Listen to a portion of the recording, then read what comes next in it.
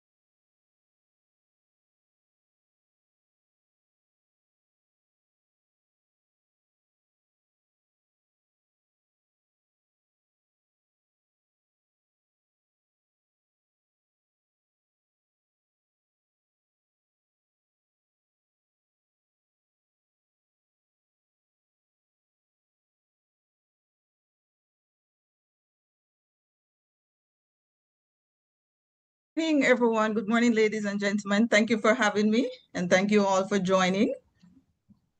A special good morning to our emergency team who have volunteered their time assisting with disaster management on the campus. Just want to highlight that we appreciate you all and the work you have been doing and continue to do.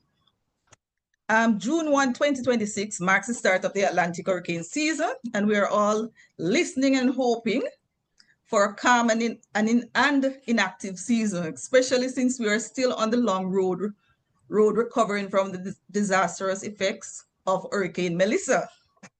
However, our hopes for a calm hurricane season is being overshadowed by growing concerns, fueled by alarming predictions appearing daily on social media. One of the most talked about one is the so-called Super El Nino weather event. But what does that mean for us? Reports suggest it could bring record-breaking weather extremes, including intense heat, prolonged dry spells, drought, and conversely, heavier rainfall and flooding. Why is this? Are these predictions real? What are we to expect? How can we prepare ourselves and the campus to meet what is to come? We may not control the weather system that form over the Atlantic, but we absolutely can control how prepared, informed, and responsive we are when they do form. For you in Mona, preparedness is not optional, it's a responsibility for all of us. Today's forum, dubbed Hurricane El Niño and You, seeks to deepen our understanding, strengthen our readiness, and reinforce the critical roles we play as staff, students, or emergency wardens in ensuring safety before, during, and after weather events. We have the pleasure of hearing from our very own Dr. David Smith, the coordinator of the Institute of Sustainable Development and director of the Center of Environmental Management at the University of the West Indies. Dr. Smith will help us to understand, one, the connection between climate change and forecasted weather conditions for 2026, the Super El Nino event, the likely weather conditions for 2026, and the ripple effects on humans and the environment. He will also elaborate on how we can prepare ourselves as a campus community, from the different departments to our halls of residence, right? And also maintenance measures that are needed during this time to help with our preparation. So let me help me to introduce Dr. Smith, who is also the Caribbean coordinator for the Sustainable Development Solutions Network. He is an ecologist with almost 30 years experience in academia, civil society, the private sector, and the United Nations, focusing on sustainable development, biodiversity, conservation, climate change, disaster risk reduction, and their effects on human well-being in small island developing states. Dr. Smith has served on both advisory and policy development roles on a number of local, regional, and international organizations. He is a member of the United Nations High-Level Advisory Board on Economic and Social Affairs, the Science Policy Advisory Committee of the Inter-American Institute for Global Change Research, and was one of the independent group of scientists who prepared the UN Global Sustainable Development Report in 2019. Dr. Smith has been instrumental in the development of proposals for several UE research projects in sustainable development research, distant teaching, knowledge management, disaster risk management, and hazard mapping. Before joining the UE, he was the UNDP Assistant Resident Representative in the Jamaica office responsible for environment and disaster management programs in the Jamaica, the Bahamas, the Turks and Caicos Islands, and the Cayman Islands, and was the disaster focal point for the Office of the Coordinator on Humanitarian Affairs, United Nations Disaster Assessment and Coordination, and the Deputy Chair for the UN Technical Team on Emergencies for Jamaica. He is a former Executive Director for the Jamaica Conservation and Development Trust, and former president of the Caribbean Conservation Association, and contributed to the design of environmental financing mechanism in Jamaica, Uganda, Guyana, Trinidad, and Tobago. As we engage in today's discussion, I encourage everyone to listen attentively and note that you can put your questions in the chat as well as on YouTube, and we will take a question and answer session afterwards. Please enjoy. Dr. Smith, over to you. Thank you very much. Let me share my screen.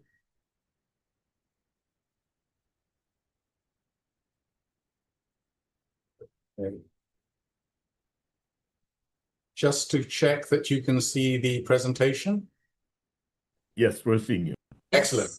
Okay, then. Thanks very much, and thank you for inviting me.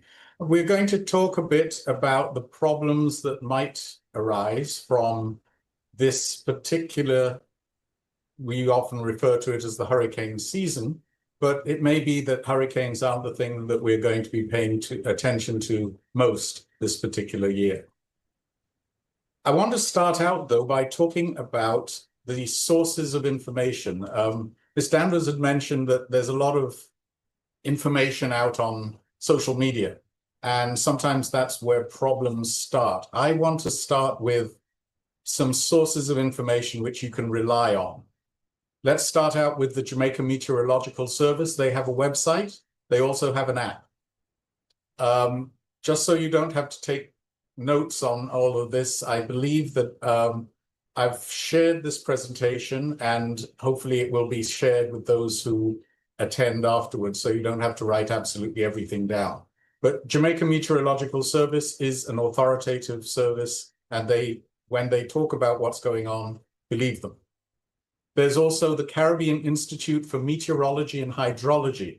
Its office is in Barbados. It works with the University of the West Indies. It teaches some of the courses that we teach. It has a regional climate center, and you can see the link there. It produces climate outlooks for every 3 months of the year. So every 3 months, it's going to come out with a different outlook, telling you what you should expect for the next 3 months. Its current outlook, the link is there, and that talks about June, July, and August.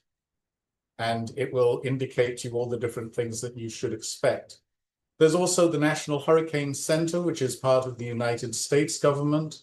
They also have a web page, and they indicate as well on that web page what is likely to take place over the next several days, but they've also indicated what the season will look like. And if you're looking at retrospective or more comprehensive information than the day-to-day, you can look at something called the State of the Climate reports, which the World Meteorological Organization puts out every year. The last report they put out for Latin America and the Caribbean covers 2025.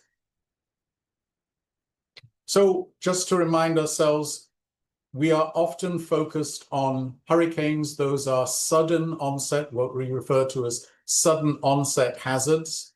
And this is just to remind us of what happened with Beryl. That was 2 years ago. It did not hit Jamaica, but passed nearby and caused damage to southern parishes, and particularly southern and western parishes. We also have the problem with Melissa. Last year, hit in October, caused major problems, as we well know, and is likely the impacts from Melissa will resound with us for several years to come in terms of us rehabilitating, rebuilding, making sure that we are more resilient so that when we are hit by the next Category 5, we will do better. So what does NOAA, the American government's machinery, say about the next hurricane season, the one that we've just started? If you look on the left, the chances are that it will be below normal. It's a more than 50% chance that this will be a below normal season.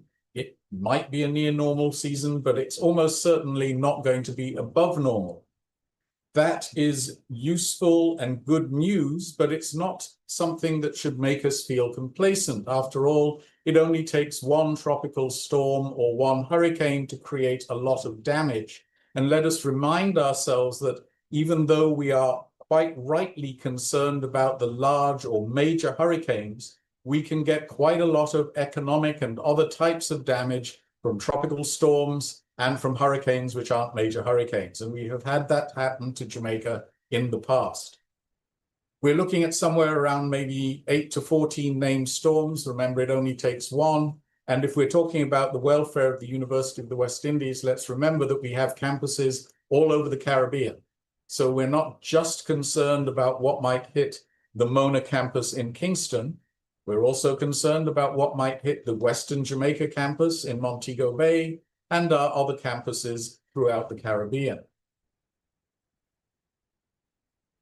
At the moment, though, if you visit the National Hurricane Center, it's all quiet on the cyclone front. Basically, for the next 7 days, we're not expecting any cyclones, which is good news. But what is it that the CIMH is saying we should expect over the next 3 months? What are they saying that we should expect with regard to this thing we call El Niño and the types of events that we'll be looking at? So between June and August, that's where the current forecast is, they are suggesting that the ocean, the Caribbean Sea, will be warming and warming rapidly. They're also saying that there will be heat waves, or they're saying that there's a Caribbean heat season. It's going to get warmer and warmer and warmer. One of the things to note is that they're talking about temperatures not just during the day, but also temperatures at night as well. So when they start to look at all of this together, they're saying it's possible that the hurricane season activity might be more increased in the northern parts of the Caribbean because the sea will be warmer. But generally speaking, El Niño is looking at reducing hurricane activity for reasons that we'll get into in a moment. What else are they saying? The usual alleviation of what they refer to as drought impacts. As we know, within the Caribbean during the summer months, it tends not to rain very much. But we expect that we would have rain in the sort of April, May, and then we'll have rains again in maybe September, possibly October. And so they're saying that there will be that relief of the dry period, but it will be slower than usual. And the concern that they raise, or one of the things that we might be concerned about, has to do with a strange sort of thing where you almost get the situation where you'll get the average rain for the month, but it might fall only on a couple of days. So they're raising the possibility of shower intensity rising and increased potential, or what they say is high or extremely high potential for flooding and flash flooding.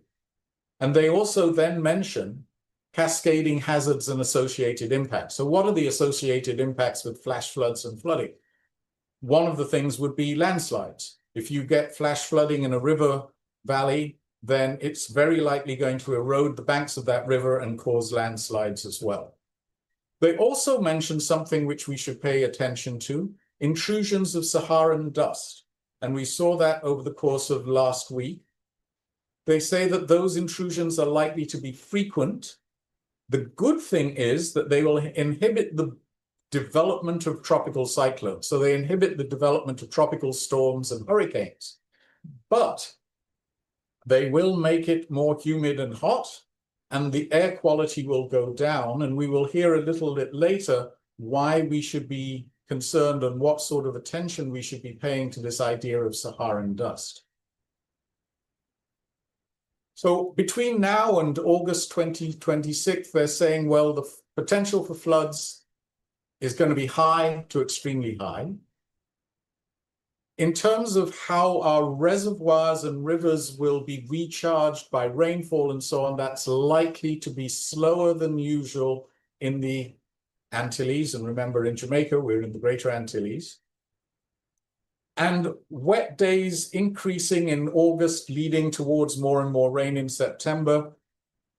Yes, it will happen, but not at the rate that we're used to. So from time to time, we'll see rainfall disrupting what we can do outdoors, but not nearly as much as we would expect. But we will be seeing rainfall coming back towards the end of the dry period during the middle of the year. When we look now at September through to October, the CIMH is suggesting that the peak of ocean temperatures will come around September, particularly in the far north. They're saying that it may be record heat in the far north of the Caribbean. And they're saying that El Niño is forecast to be strong to very strong, which means higher than usual air temperatures, possibly meaning heat waves and leading to significant heat stress. And we will pick up on that a little later. And it also warns us that even though El Niño tends to decrease the risk of severe weather, and by severe weather, you're usually talking, or we're usually focusing on tropical cyclones, there is a risk of flooding, flash flooding, and all the other things that accompany flooding and flash flooding. So the stronger the El Niño becomes, the more intense the heat, more likely that we might get drought, not now, but in the 2026 to 2027 dry season, which starts probably towards the end of November and definitely through December, and then going into the new year. And we're likely to see less severe weather and tropical cyclone activity but we may very well see floods. And there's a link there if you want to read more about what the CIMH is suggesting. But let's also take a look at what the Jamaica Meteorological Service is suggesting.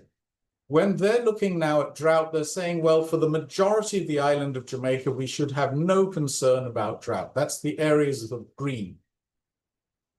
The areas that are yellow are in what they refer to as a drought watch. And that tiny orange piece, which you see in Kingston and the Palisadoes, is a drought warning. And that means that we should do the following things in that list underneath: protect our water resources, conserve water, recycle water, put in place and make sure we implement the management plans and so on. One of the things I'm sure you all immediately said was, but hold on a minute, our two main campuses, the Mona campus and the Western Jamaica campus, are in those yellow areas. So what does that mean? It means we're on drought watch to the end of July, and we need to pay a lot more attention than we currently are, possibly, to making sure that we manage our water resources. And bear in mind that some parts of Kingston are in drought warning. It's possible that that might increase. And if we're in a drought warning situation, then those activities that you see at the bottom there are activities which we would need to take. So the Met Service has indicated that Western and Central Jamaica should also be prepared for elevated daytime and nighttime temperatures. And those of you who remember the comedian Paleface, who used to do a lot of very good sketches, it's going hot now, and I'm not going to say that particular word, but when you click on the YouTube channel, you can hear exactly how hot it's going to be. Day and nighttime temperatures. For May to July, our Met Service is telling us that Western Jamaica and Central Jamaica will experience likely higher temperatures during the day and higher temperatures during the night. So for the central and western parishes, it's going to be hotter than you would expect. For the southeastern parishes, it's likely to be about what you would expect. And for the rainfall outlook for May, June, and July, they're expecting that there will be some areas below normal. That's definitely in the eastern part of the island and also on parts of the northern parts and the western parts, and then above normal in the central and southern parts of the island as well. So the gentleman who's standing on top of that house and looking at the bridge which they are heading to is now thinking of the words foresight and planning are critical, because that house is way too big to go through that bridge. So let us spend the rest of our time thinking about what is likely to happen and how we can plan to deal with the problems. We're going to think a little bit about disaster risk. And what is disaster risk? Risk depends very much on the hazard or the hazards that we should be paying attention to. It depends very much on what is exposed to the hazard, what assets and what people, communities, and so on are in harm's way. And it depends very much on the vulnerability of what is exposed. Vulnerability refers to the characteristics of things that make them more susceptible to damage from that hazard. So just because you are affected by a hazard or exposed to a hazard doesn't mean that you're necessarily going to suffer damage. It might mean it, and it might not mean that you suffer the same damage as somebody else or something else that is exposed to the same hazard. So we need to analyze all these things. So first of all, what is the hazards or hazards that we are going to be concerned about? If we take the normal concerns that we would have with regard to tropical cyclones, then that relates to things like heavy wind, heavy rainfall, and storm surge. And the picture on the right shows what storm surge can do. These were well-built concrete houses. Unfortunately, they were built right there by the sea.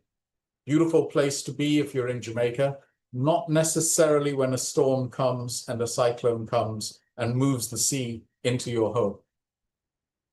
We also, though, because of this year, we're not as concerned about major hurricanes. We are still, however, concerned about the possibility of drought, about increased daytime heat, increased heat at night, and Sahara dust. And those italicized hazards, the ones, the drought, the daytime heat, the nighttime heat, and Sahara dust, have human health implications. This is taken from the CIMH, and this is them telling us for the next 7 days what's likely to happen in terms of Sahara dust.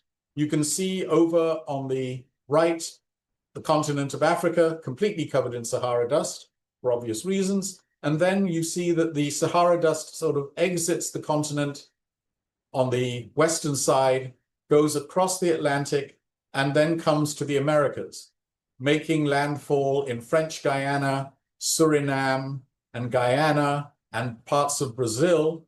And it continues upwards through Venezuela, and then moves into the Caribbean in the sort of central part of the Caribbean, affecting the Greater Antilles, Puerto Rico, but definitely Jamaica, Hispaniola, Cuba, and then the Bahamas.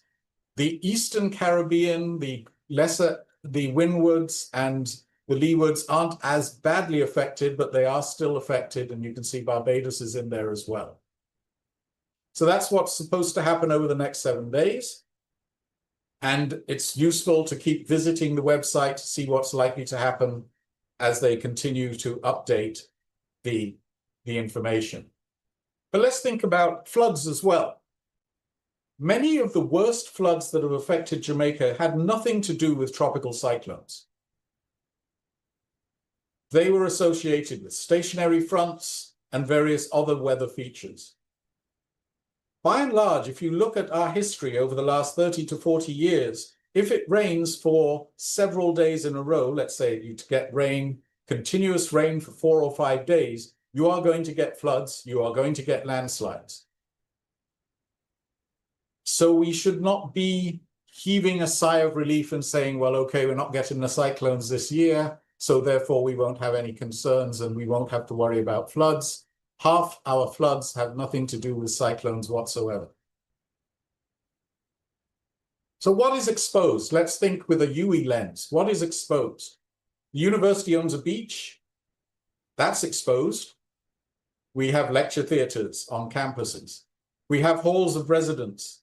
We have laboratories. We take those out separately because they have large amounts of expensive equipment within them. There's IT equipment. We have a nuclear reactor. We have other kinds of equipment, and we have staff residences. We should be concerned as well about buildings on riverbanks or gullies. It may be that the university itself may not have such buildings, but I can guarantee that people who work at the university do have such buildings.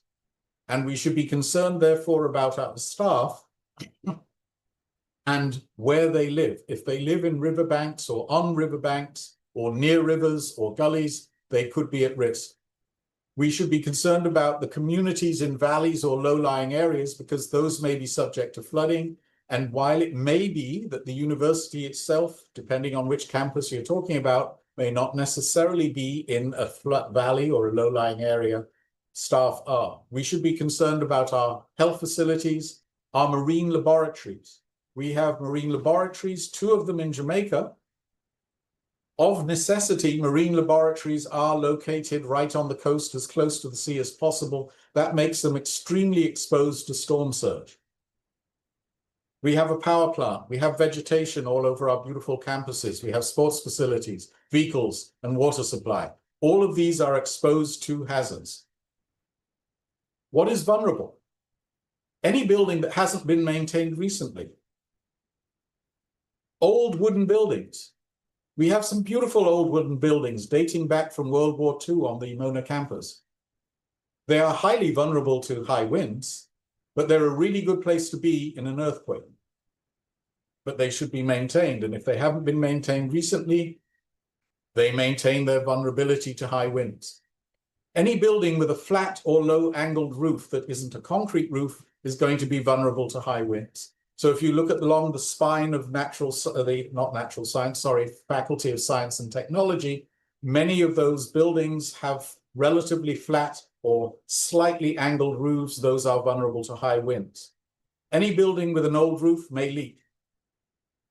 Buildings with no water tanks are going to be in problems if there is a water shortage. Buildings in low-lying areas or where water tends to flow are likely to be in problems as well. They are vulnerable.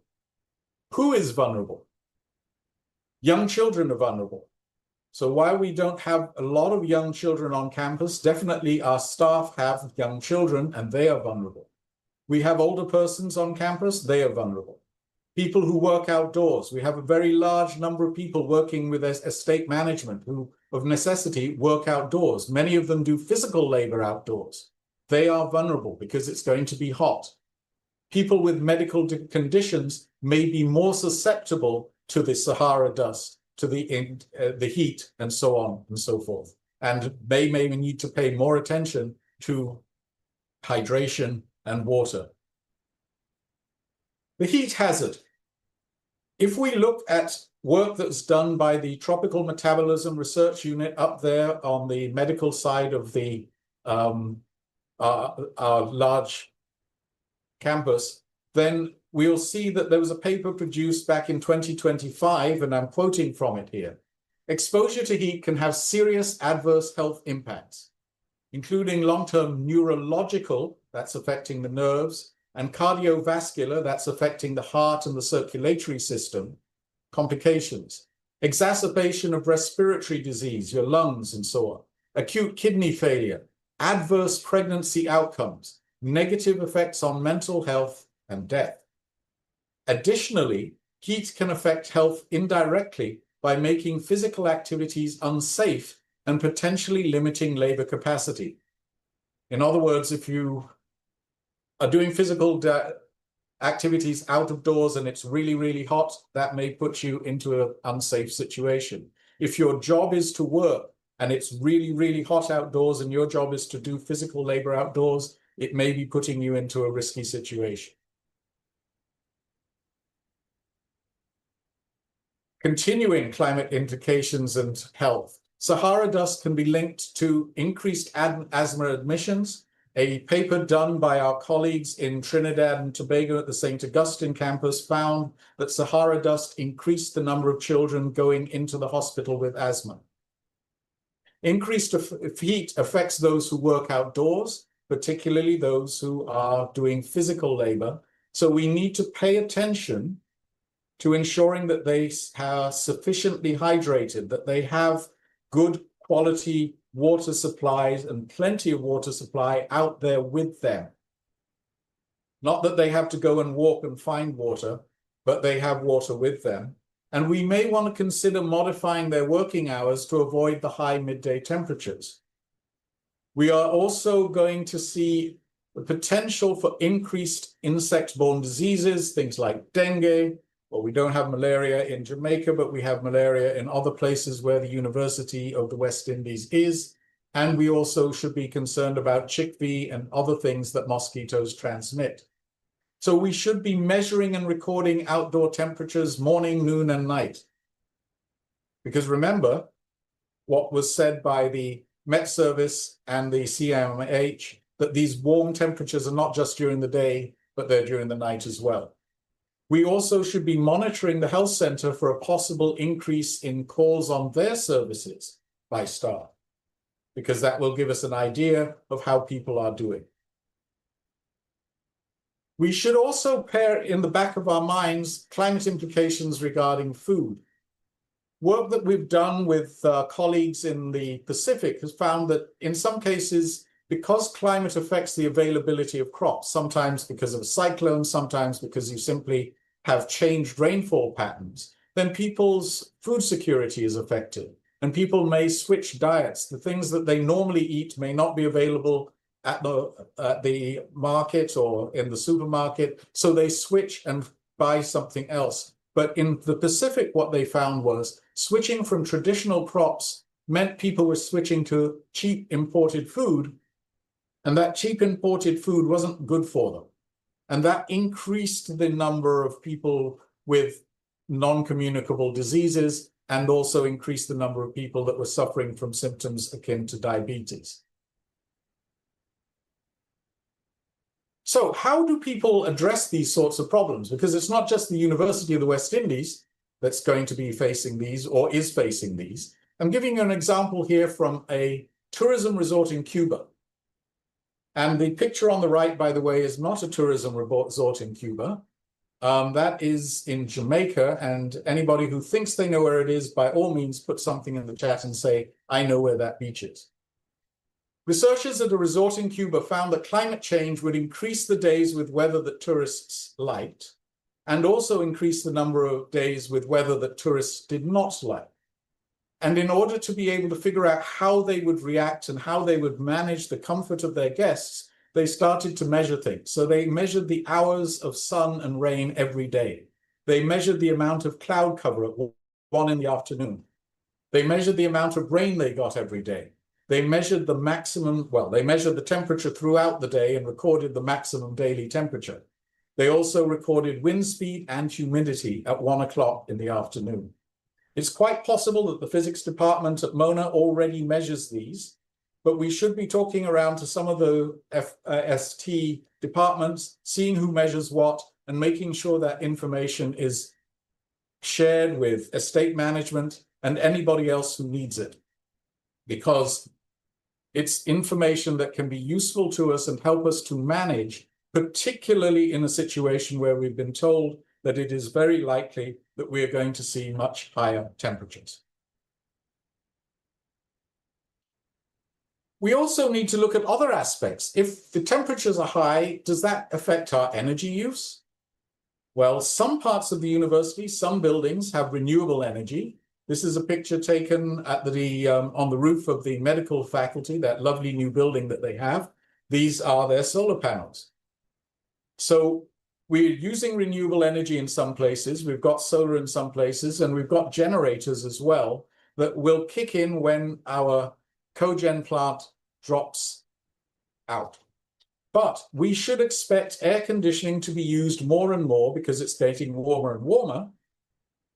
And that means that people are going to crank up the air conditioning higher and run those air conditioners longer and at much lower temperatures. That's going to increase electricity use, and that will mean more fuel is going to be needed at the cogen plant. Now, that might be balanced over the summer by a reduced campus population, because we won't have as many students on campus. But by the time we start to hit late August and September, then the campus population is going to go back up, and we're going to be seeing, and we're going to be expecting much warmer temperatures in September anyway.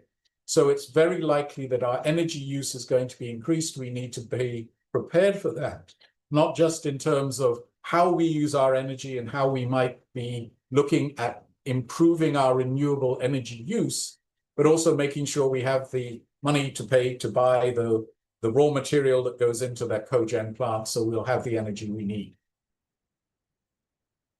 What sort of things should we be concerned about with regard to water? Well, we need to make sure all our residential buildings, whether it be for staff or students, have adequate storage for water. So we need to go back over the tanks, look and make sure that we have adequate storage, and make sure that the tanks are all in good condition and not leaking. We need to go and do audits on our tanks and pipes to make sure that we're not leaking in our transmission of water to those tanks and so on and so forth. But then after the water leaves the tank and goes to the actual end user, we need to look for leaks there. We need to make sure that taps aren't leaking in our kitchens, in our bathrooms, etc., etc. We need to check all our bathrooms, and most importantly, we need to check all our toilets. Why do we need to check all our toilets? Because a toilet tank holds about 6 liters of water, and if it leaks, it will always be trying to fill itself. And toilet tanks fill up very quickly. That 6 liters of water can fill up in a couple of minutes. One thing you definitely don't want are toilet tanks all over the Western Jamaica campus and the main campus and the staff residences and everything, all busy trying to fill that 6 liters at a rate of about 3 liters per minute when you actually want that water for other things. So make sure every single toilet tank on campus and everything that everywhere we own is checked and doesn't leak. Conservation, we need to avoid waste. We need to make sure all our leaks are fixed, but we also need to make sure that people are using water in the most conservative way possible.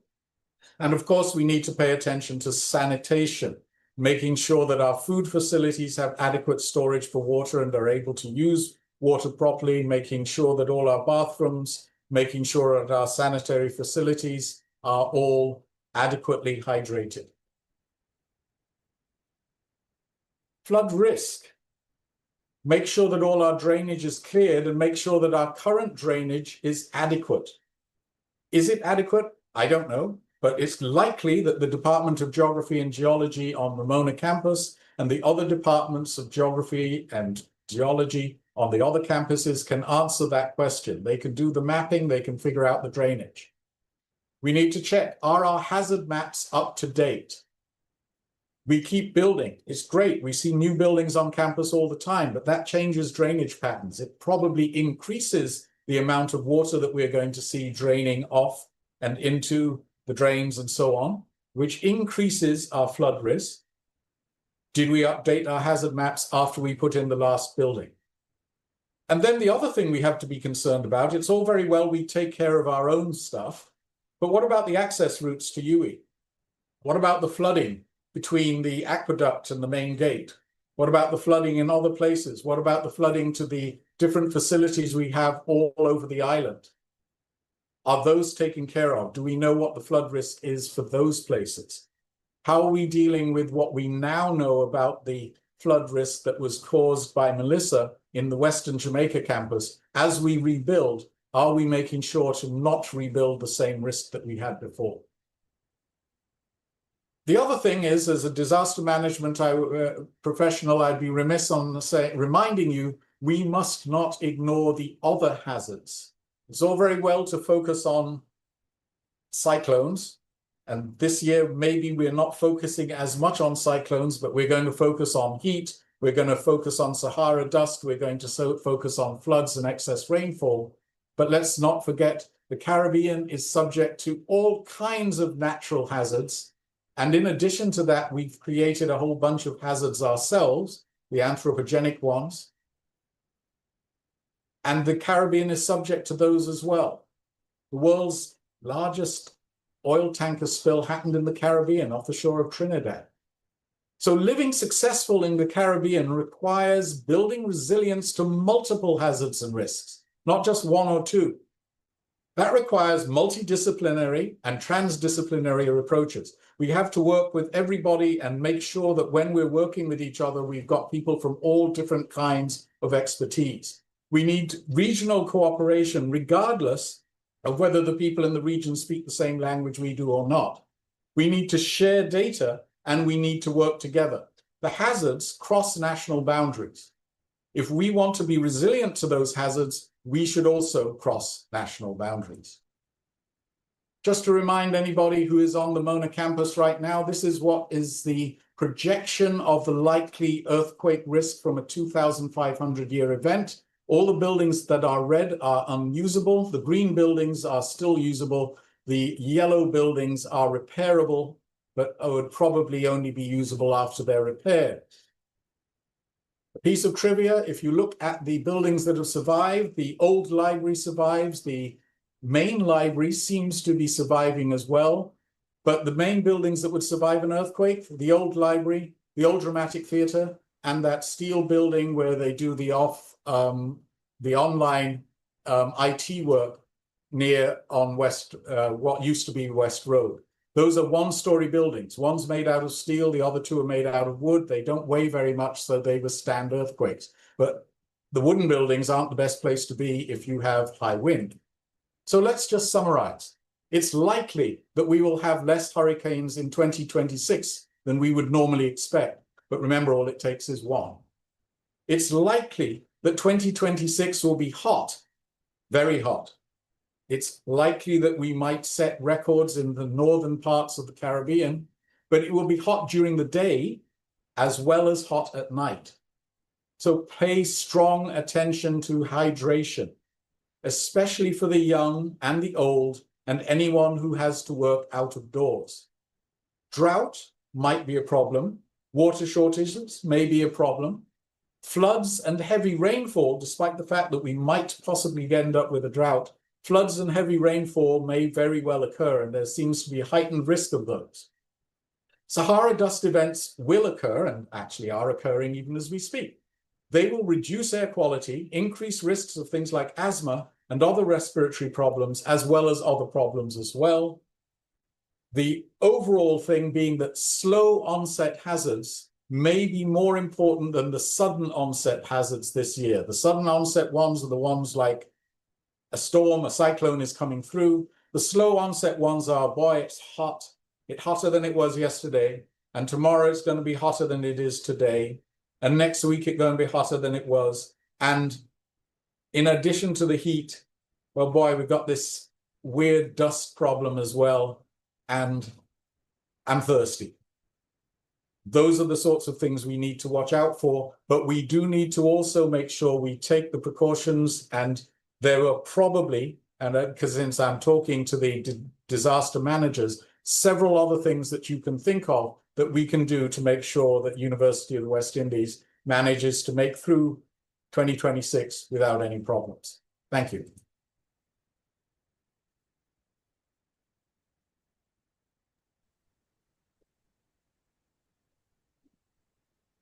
Thank you, Dr. Smith. Thank you very much for that presentation.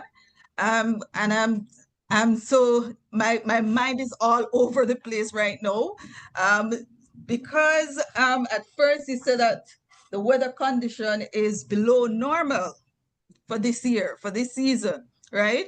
And I'm looking and say, oh well, good. However, when you went on to talk about that we should not become complacent because of this El Nino effect, El Nino event that will be happening, is like we'll have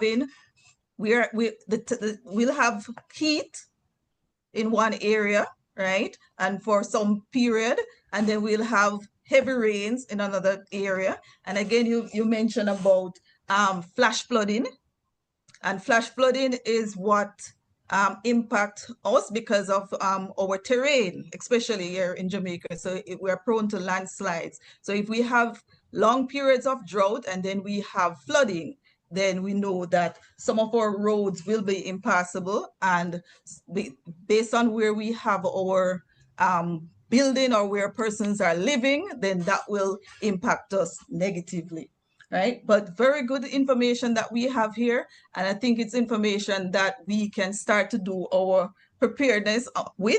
And I see where you're calling for collaborations with the different departments, and I hope we have department heads on board, and so that each of us can start looking into what is being said here and how we can play our part, right, in moving forward and moving forward together. Because if we're not together, then we will not reap real results and the results that we're looking forward to. All right. The implications of these, you talk about the hazards, the different hazards, and the concerns that you have with these hazards, the implication on our health as staff and students, right, which is very important. I take note because I'm in the estate management department regarding our workers going out during the hot time. So definitely we're going to look into that to see, to monitor the times when we have high temperatures to ensure that they do have their water out there with them and that they do monitor their health, because we don't want to have persons with cardiovascular illnesses and kidney failures and all of that, right? So for the estate management department, we will be looking into those, right? And making sure that we can implement some of these actions, right?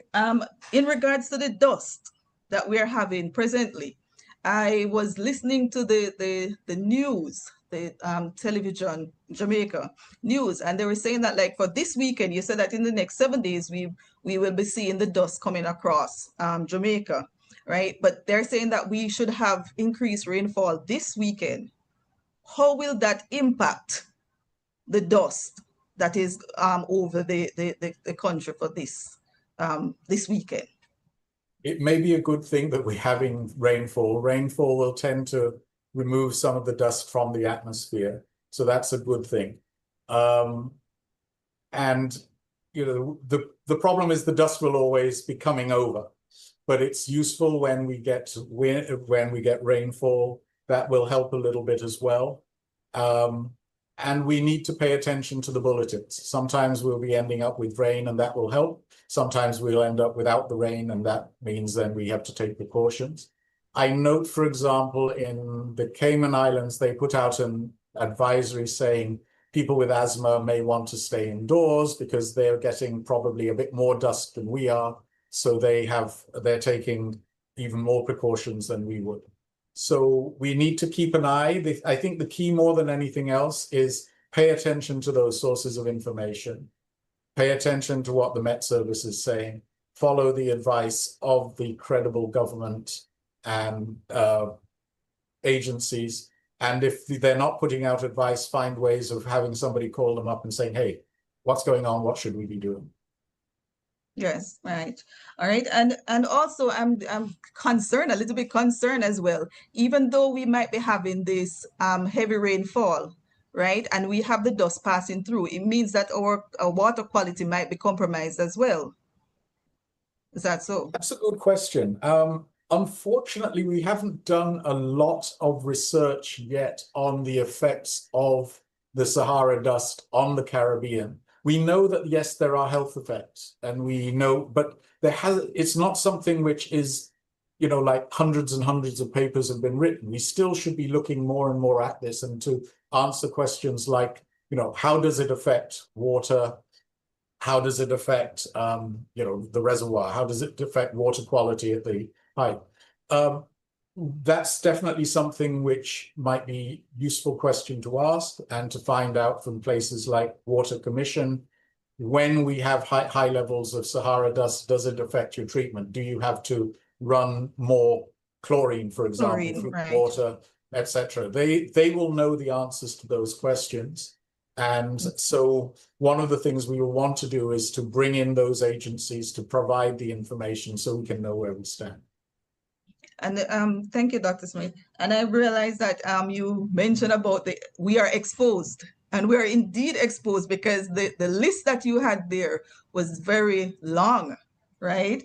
We are exposed because we weren't thinking about the university beach as well, right? We're exposed because we're right there on the beachfront, right? Our lecture theaters, right? We are exposed.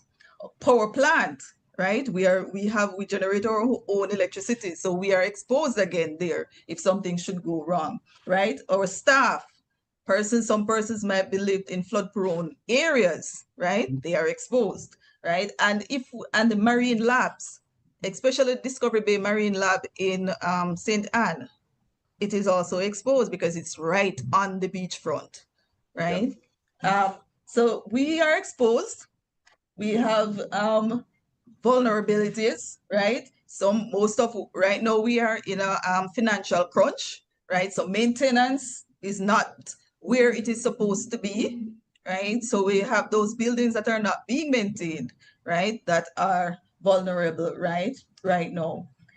So for us, I know that we might have some questions in the chat. And before I go on, talk about the actions that we need to take as a campus and also as a region, right? Because we need to come together to do it. And because of the long drought, we're talking about water shortage. And this is crucial because we cannot survive without water. The institution, we cannot run without adequate amount of water. And if we have students on campus and we have staff on campus, we need to have water. We need the water for our food places, important, right? And we need the water for our sanitary use, right? Flushing the toilets, washing our hands, it is very important. And you touch on where we need to do audits. If you see a leaking pipe, report it. If you can do a lock off, turn it off until somebody reach to it. But don't just ignore it. If you hear a toilet bowl leaking, say something, right? We have to ensure that we conserve as much as possible, right? All right, so I'm going to go to the chat.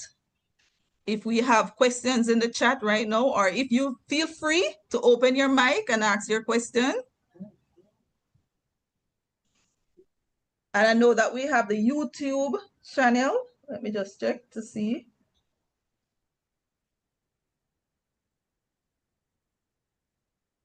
If persons are sending. Okay, I'm told that there were no questions online for the YouTube channels. So do we have questions here? You can just raise your hands.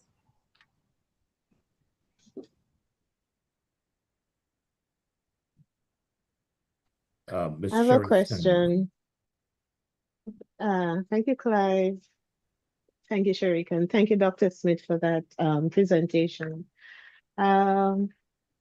I'd like to know what measures are in place. So you spoke about drought and water shortage that will definitely affect our campuses, and I'm at the RHQ, so definitely Mona campus and RHQ, and I want to know what measures are in place with regards to those periods when there are water shortages and how work will be managed during those periods.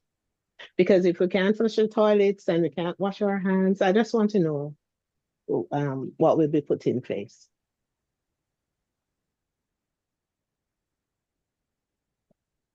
Madeline, I'll come in here because this is exactly right. This is exactly why we're pulling this forum together. And when we look online today, we're comforted by the range of persons on here.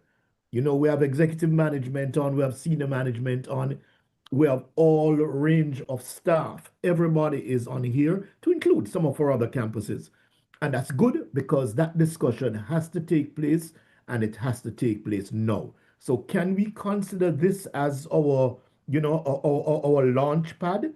Because in short order, we are going to have to conform to much of the points that Dr. Smith made. And that kind of information is what we will share with you. And certainly, if you or anybody else on here have recommendations, please share them with us so that we can put them in place together. We can make it happen. Thank you. You're welcome. I'm wondering what type of, at home we have a rhino tank. What type of tanks or wells are on the campus to support instances where we do have water lockoffs? Because as close as we are to the Mona Dam, we are definitely gonna feel that pinch. And I'm wondering in 2026 if some measures have been put in place, since I wasn't around for a while, with regards to water storage, whether tanks or wells that would support us during that period.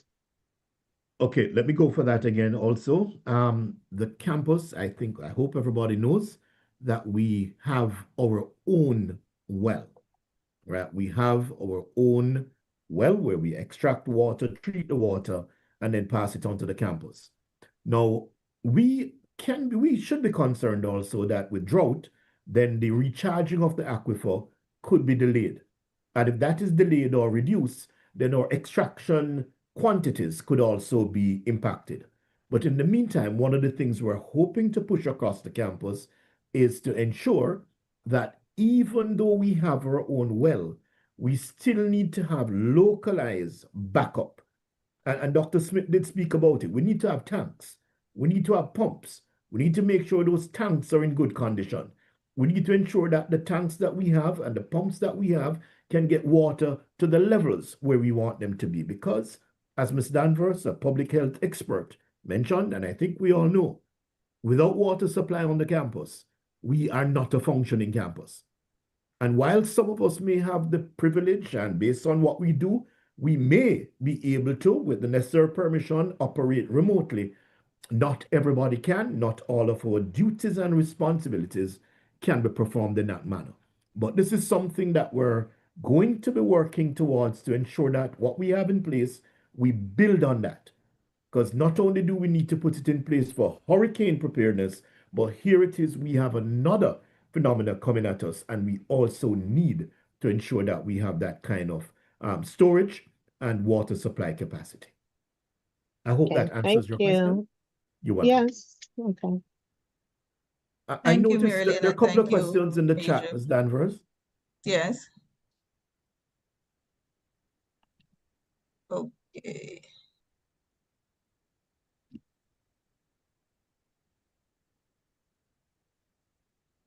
All right. So one question, good morning. What measures should be taken? And this question is from Cynthia. What measures should be taken to protect students who are outdoor every day training for competitions such as track and field? Yeah, I think very important question. Obviously, we're a center for that kind of work. Goes back to what I was saying before, that we should probably start making sure that we take regular outdoor temperature readings. As I said, morning, noon, and night. Start coordinating with physics and others to find out what the temperatures are. Then we can link with sports medicine and figure out, well, okay, where are the limits? Where are the times or the temperatures when it might not be in the athlete's best interest to be out there because it's too hot? We need to make sure that they are provided with adequate hydration facilities and so on and so forth. But it may be that we would need to change some of the hours that athletes change depending on the temperatures that we measure. So it's something where it needs constant monitoring and advisories. If it gets over such a time, you let the athletes know, hey, look, between say 12 and 3 today and for the rest of the week, we don't advise any training. Training should take place at the following hours instead. And we should be doing that as a sort of on a regular basis, making sure athletes are aware of what the temperatures are and what are the safe temperatures. Thank you, Dr. Smith. And just to add, also for us as Jamaicans, we don't like to use sunblock, right? Most persons don't use it at all. So I think this is a time that we need to start using to protect our skin. Ms. Danvers, I noticed there's another question online. Good morning. How sufficient is the Mona well? Because last year during the summer, I saw many water trucks distributing water on campus. Okay, colleagues, it was not the insufficiency of the well itself. It was not about the water extraction or the volume of extraction that we were able to manage. It was that there was a failure of mechanical systems at the well. And so we had to then resort to both the National Water Commission and also the trucking of water. We're working with the partners who operate that on our behalf to ensure that we have that kind of backup, that redundancy built into the system, so that especially now that we're going into this double whammy, if you want to call it that, we have that kind of a cushion and we have that kind of backup plan in place. But it was not our extraction challenges, it was mechanical failure at the source. Thank you. Thank you, Dr. Major Davis. Any more questions we have?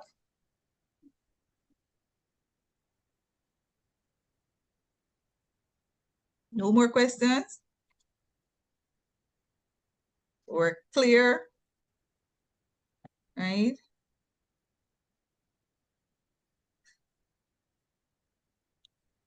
All right. All right, thank you all, right? And like Dr. Smith says, we need to build resilience to multiple hazards and risks that are out there, not just in Jamaica, not just on campus, right? Because remember that we do have UWI campus right throughout the region, right? And it calls on us to come together as a region and try to mitigate against these hazards that may arise. All right. Thank you very much, Dr. Smith, for the presentation. And I'll go over to Miss Renee Brooks for the vote of thanks, if we have no more questions. Going once, going twice. Miss Renee, it's over to you. Good morning, everybody. Thank you, Ms. Danvers. It is my distinct pleasure to raise the vote of thanks this morning. Firstly, I'd like to extend our deepest gratitude to our esteemed keynote speaker, Dr. David Smith, for taking the time to share such invaluable insights and expertise with us today. Your presentation was quite topical at this time, as the majority of the audience and wider Jamaica are grappling with the sweltering temperatures, dust nuisance, and the possibility or fear of another major event like She Whose Name We Will Not Call. Thank you for providing credible sources that we can access to edify ourselves, as we are all aware of the effects of both positive and negative that can overwhelm us at times, as well as the practical tips to be employed throughout the season. We pray that the predictions of a below normal season will allow our colleagues, relatives, and friends to continue on the arduous road to recovery that they trod. I also want to express sincere appreciation to the audience for your attendance and active participation. As Major Davis stated, we note the presence of the members of the executive Recording and stopped. management, the Guild Council, Unions of the Campus,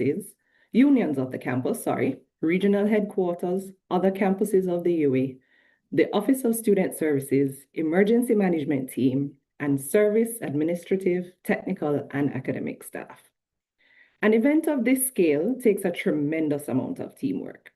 Therefore, a very special thank you goes out to the organizing team from the Office of the Chief Emergency Officer, the technical support staff of MITS, our moderator, Ms. Davis, and our other volunteers who worked tirelessly to make this event a success. Many thanks. And as Sharika said, sunblock, stay hydrated, wear a mask when necessary, and have a wonderful rest of the day and weekend. Thank you. Thank you.